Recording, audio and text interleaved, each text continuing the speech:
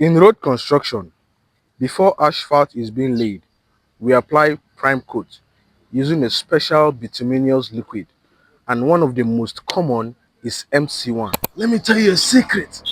Not every road construction uses MC1 because it is too expensive. Please don't tell anyone. MC1, medium curing cutback bitumen, is one of the most effective materials for priming.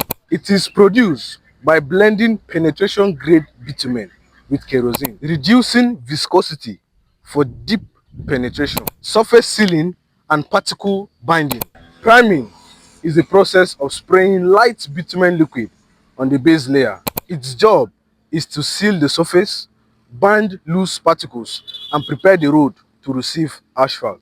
Think of it like when you want to paint a house. Before you paint, you prepare the surface by screeding so that the paint can glue or stick together properly. Other liquids we can use for priming include MC cutbacks like MC30 and MC70, slow curing cutbacks like SC70, bitumen emulsions like SS1 and CSS1, which are water-based and more environmentally friendly.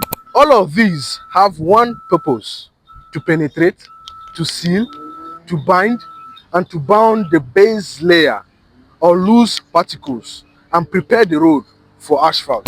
As a professional engineer on site, you should never lay asphalt on your road without priming, because no priming means weak bounding, and weak bounding means early road failure. I am Bonza. Please follow for more. Thank you.